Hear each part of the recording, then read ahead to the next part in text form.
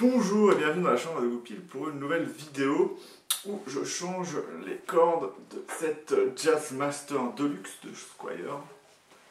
Où je le redis encore, c'est une très bonne guitare après, avec quelques petits défauts par-ci par-là. Et donc on va attaquer ça.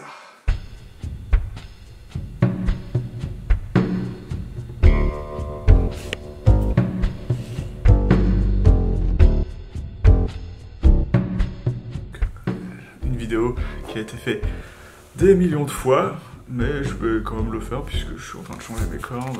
Je vais changer mes cordes et ça fait pas de mal de rappeler un peu comment ça marche. J'ai mis ma guitare sur un petit coussin. Il y a des trucs plus efficaces pour changer ses cordes, mais du coup faut payer un peu d'argent et moi je préfère faire ça comme ça. Donc objectivement, pour commencer déjà, il va falloir enlever les cordes. Donc, ce que j'ai comme outil qui est plutôt pratique, c'est un outil pour couper les cordes. Vous pouvez le faire avec une pince normale, mais comment dire, la tête de ma Firebird s'en souvient. Donc j'ai choisi d'acheter cette chose-là, qui est rond à la base. Et comme vous pouvez le voir là, hop, et du coup, ça permet de moins abîmer la tête quand on coupe et de pouvoir couper les cordes plus près de la mécanique. Ce qui est plutôt pas mal. Donc on va commencer, on coupe pas les cordes indirectement. Je paierais pour voir quelqu'un faire ça, mais ça va prendre une grosse trace de cordes dans la tronche.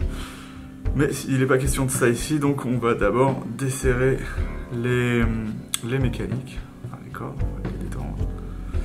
Alors il y a deux techniques vraiment pour changer ces cordes. Il y a changer ces cordes une par une, ce que je fais la plupart du temps, mais là je vais les changer toutes en même temps. Donc là si je change de corde, ça fait combien de temps ? 3 semaines que j'ai cette guitare là, et c'est la deuxième fois que je change les cordes, parce que moi je change toujours les cordes assez souvent lorsqu'une guitare est neuve. Comme ça elle va s'habituer à bouger et le manche finira par s'y habituer et ce sera beaucoup plus simple, enfin, c'est ce que je pense. Donc voilà, donc après ce que vous pouvez faire en fait dans ces situations là quand vous changez toutes les cordes en même temps, c'est de nettoyer votre manche. Moi je le fais là parce que j'ai envie de le faire comme ça une fois avec la Jazzmaster, mais sinon d'habitude je change corde par corde, je trouve ça mieux pour garder son réglage de guitare. Après quand vous êtes débutant vous allez un peu rechigner à changer ses cordes, mais c'est un peu une étape obligatoire. Donc je conseille à tout le monde de le faire, le plus tôt sera le mieux. Ça dépend surtout de votre rythme de jeu. Si vous jouez plusieurs heures par jour, tous les jours, il faut les changer très très vite. Je sais que la plupart des débutants ne les changent pas au bout de 6 mois, même d'autres personnes que je connais. Mais voilà, c'est toujours mieux de le faire. Et comment dire, vous pouvez vous dire que vous aurez des problèmes avec le réglage de votre instrument, mais je vous engage aussi à essayer d'apprendre le plus possible pour régler votre instrument vous-même. Enfin, c'est pas si dur que ça, vous ferez des erreurs au début, mais c'est pas irrémédiable. Vous pouvez faire une erreur et aller chez le magasin de guitare et la faire régler, il n'y a pas de problème là-dessus. Mais il ne faut pas hésiter à se mettre les mains dans le cambouis. Donc voilà. Hop, on enlève tout ça. Alors la raison invoquée par les gens qui changent les cordes une par une, c'est que la tension du manche devient d'un coup négative. Et ça peut être un problème, lorsque vous remettez vos cordes, votre manche a pu bouger. Ça arrive, mais c'est les choses de la vie et il faut s'y habituer. Mais c'est quand même mieux, si on veut garder un accordage stable, de toujours faire comme ça. Ça mange pas de pain. Donc là, vous allez voir, hop, on va couper les cordes. Je vais peut-être pas le couper sur la première, parce que je veux savoir combien elle mesure.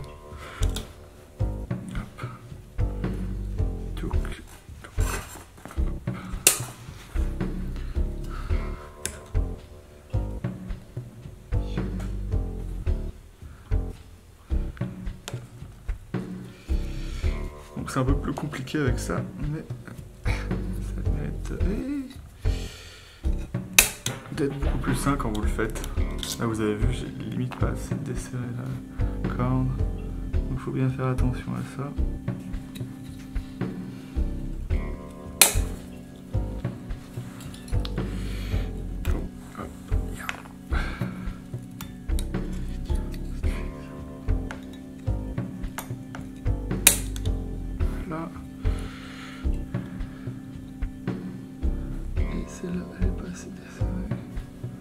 qu'on la dessert encore.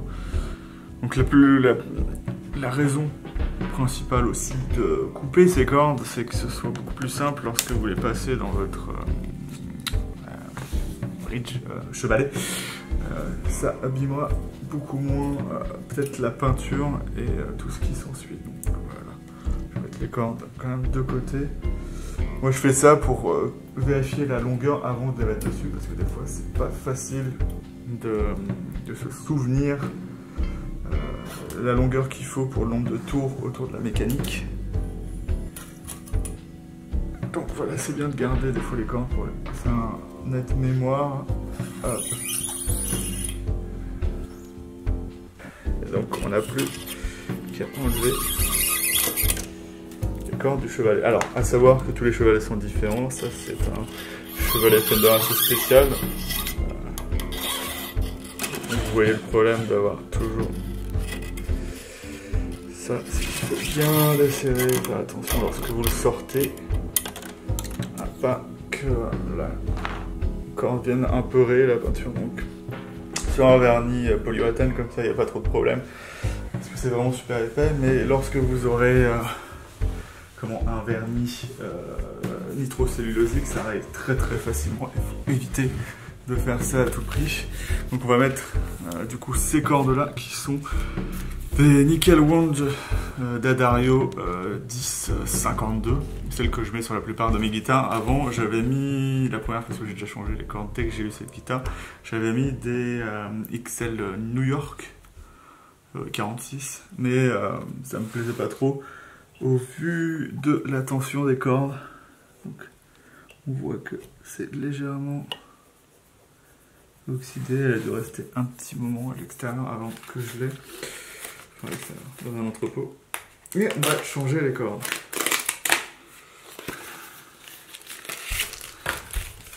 Donc contrairement à des cordes, par exemple Carnival, on aura toutes les cordes dans le même sachet. Mais ce que je trouve vraiment bien avec ces cordes-là, c'est qu'on va pouvoir avoir ici, par couleur, toutes les cordes. Donc on peut les mettre sans problème. Moi je préfère ce type-là. Comme vous voyez, le chevalet est un peu plus sorti que d'habitude.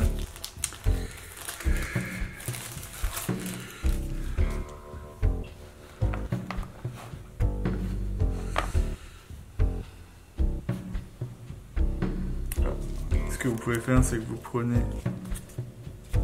hop, c'est dans ce sens là qu'elles sont du coup, sens de lecture musicale.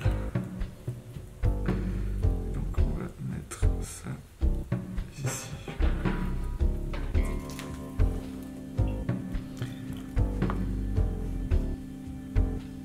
Touk.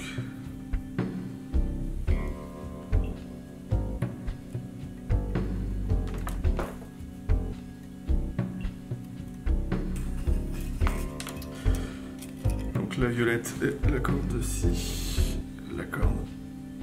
Il y a un silver, argent, ouais.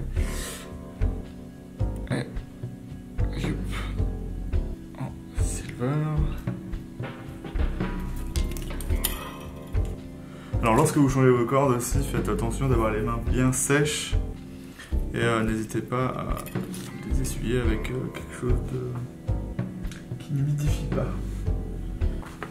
Très clair ce que je viens de dire, mais bon, si vous avez compris, c'est plutôt cool. Donc là on aura les cordes ici de sol et de ré. Donc elles sont toujours rangées 2 par 2 chez D'Addario. Chez Carnival, comme c'est dit, elles n'ont pas de couleur au niveau des anneaux, sauf qu'elles sont rangées une par une. Donc ça a ses avantages aussi.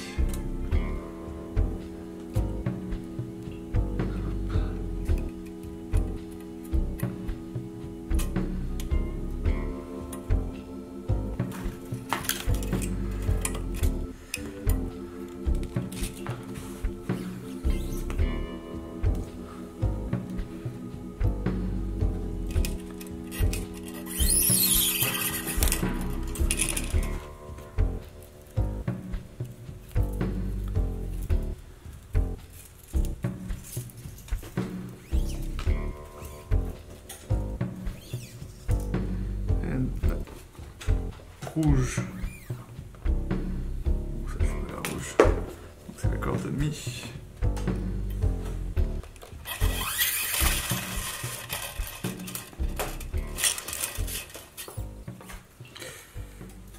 Et la rouge, la corde de la.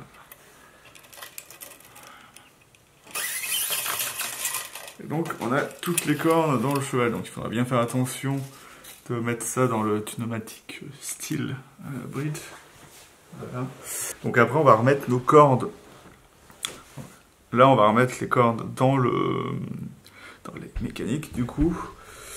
Ces mécaniques c'est des styles Cluson plus ou moins de bonne qualité. Alors ce qui va être intéressant c'est que c'est plus facile à bobiner que les autres. Parce qu'on vient juste mettre la corde dedans et on tourne. Mais le problème qu'on va avoir avec ça, c'est que il va falloir savoir exactement où on doit couper la corde avant de tourner la mécanique, ce qui peut être des fois problématique. Donc, ce que je vais faire, c'est que lorsqu'on change les cordes comme ça, c'est bien qu'elles aient, comment dire, que vous augmentiez la tension du manche, toutes les cordes en même temps, et de manière, comment dire, lente.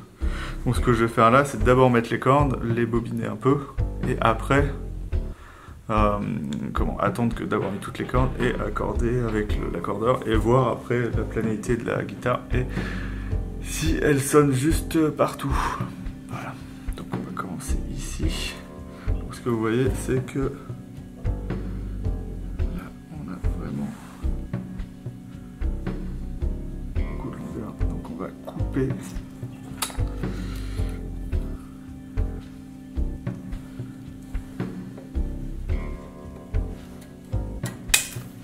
Alors savoir exactement où ça va, c'est pas vraiment ma spécialité.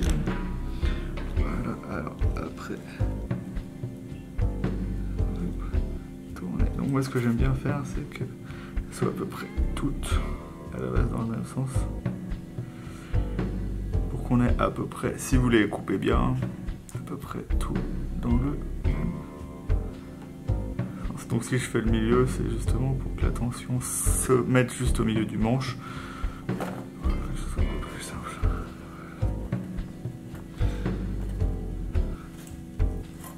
Donc on revient sur la corde de sol, dans le sol. Et hop là.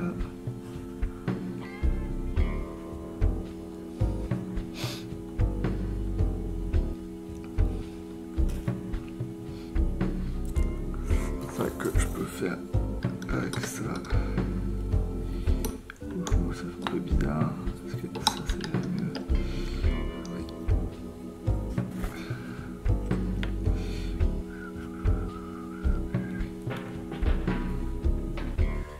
Et on voit que j'ai peut-être pas forcément. Si c'est bon. Hop. Continue. Yep.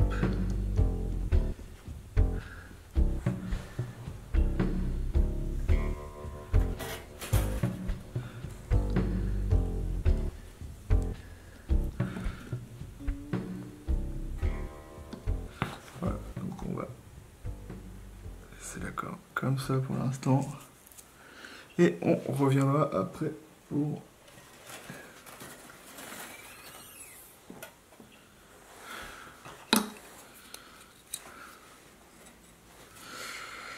régler la note. Hop.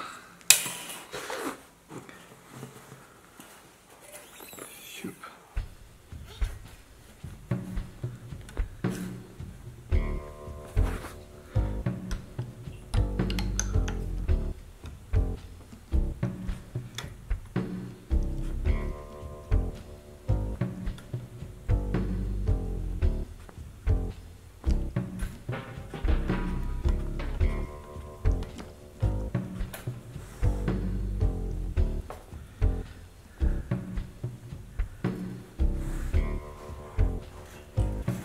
Hop.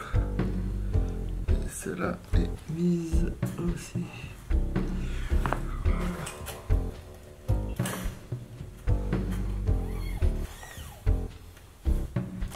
va mettre les cordes plus aiguës. Ici. C'est ça. Là,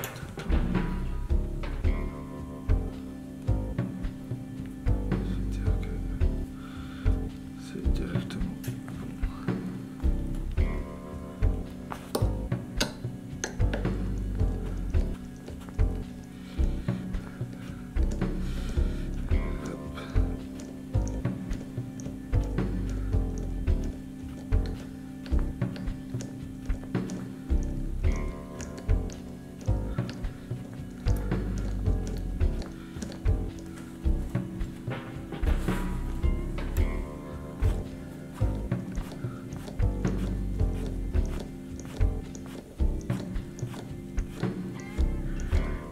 Je dirais que j'ai fait trop de tubes.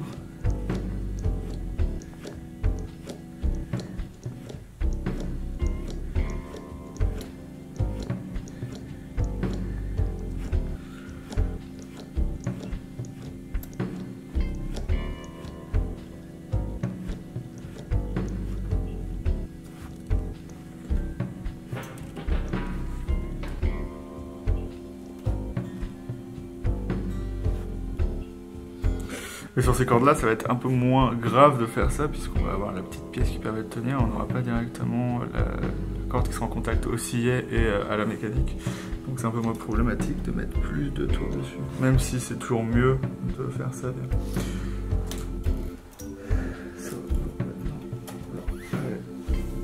Avec la corde de là, pour faire un peu de la symétrie.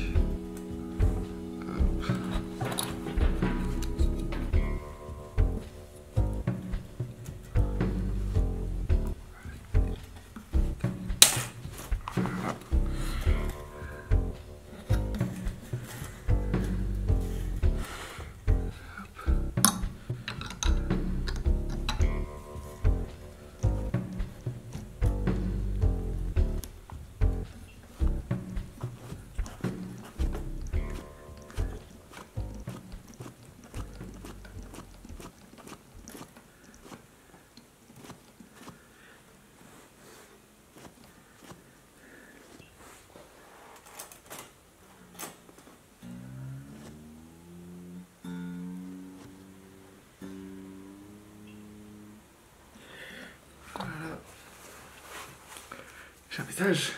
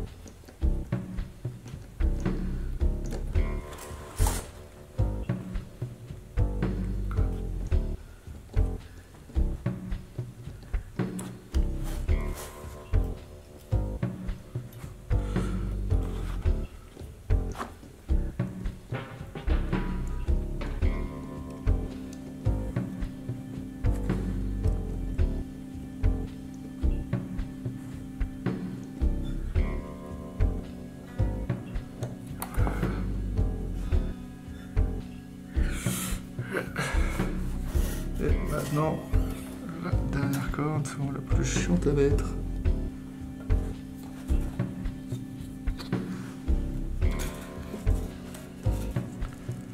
Donc si vous voulez appliquer le même nombre de tours, c'est bien de prendre, ce que j'ai fait, c'est de prendre et de calculer. Là, je calcule de mécanique jusque là, et après j'ai laissé les cordes telles quelles.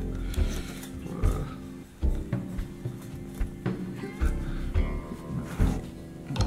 Rewind.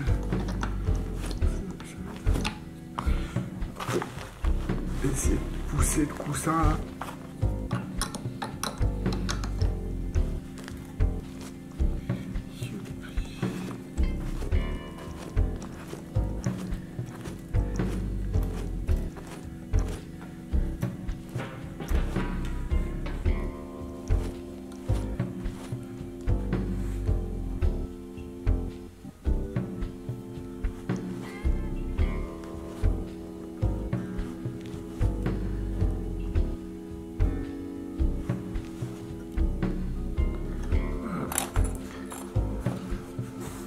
maintenant on prend notre petit accordeur.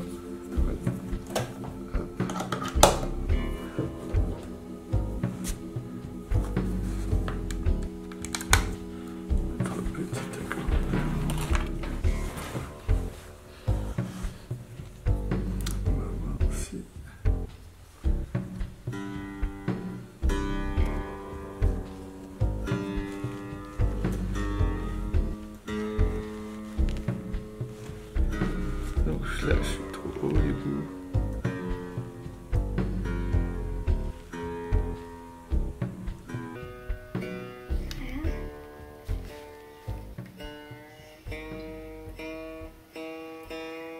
J'ai dit que j'essaierais pas trop parce qu'on pratiquement déjà la bonne note.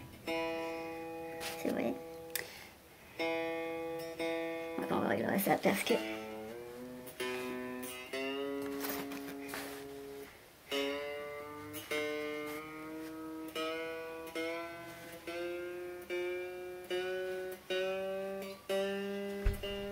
Donc là on est sur notre ré qui arrive. Donc pour l'instant je fais ça, hein, mais il y a un truc important à faire lorsque vous mettez vos cordes comme ça. Et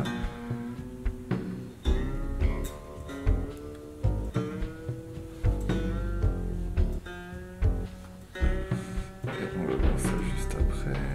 Hop, voilà.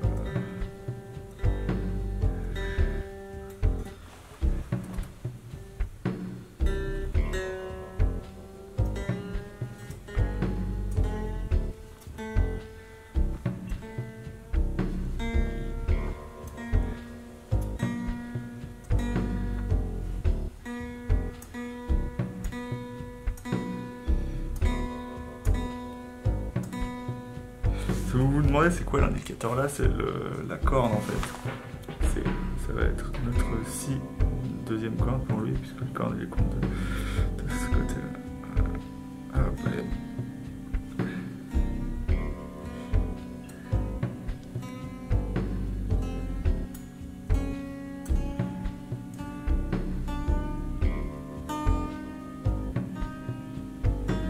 Voilà, et première corde, mi. Voilà, donc ce qu'il faut faire à chaque fois que vous changez vos cordes, c'est qu'il va falloir les tirer pour qu'elles sortent bien, se remettent bien dans le sillet comme il faut.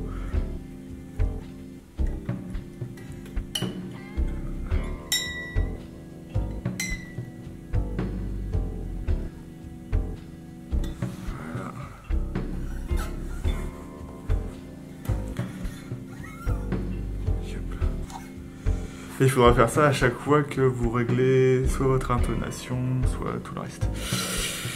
Donc on va recommencer du coup maintenant.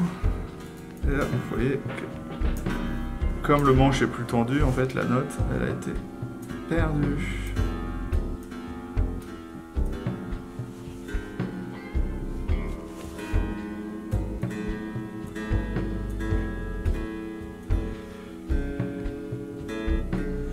C'est pour ça que c'est souvent mieux de changer corde par corde, parce que vous gardez une tension uniforme sur le manche,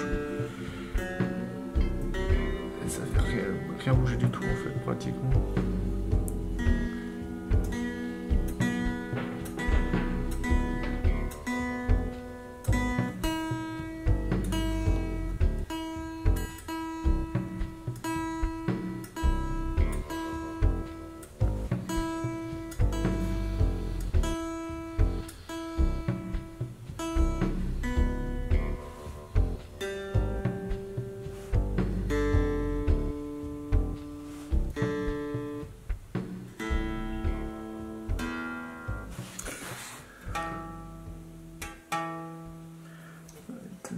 Donc là.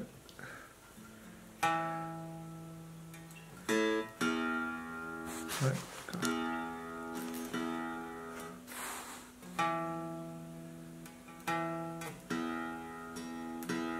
Ouais, c'est bon.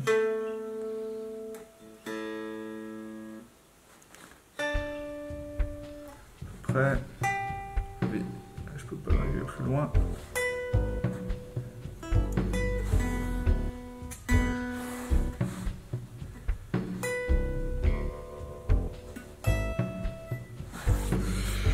Donc on a une guitare qui est à peu près accordée. Donc on va voir ce que ça donne avec ces nouvelles cordes un peu plus épaisses.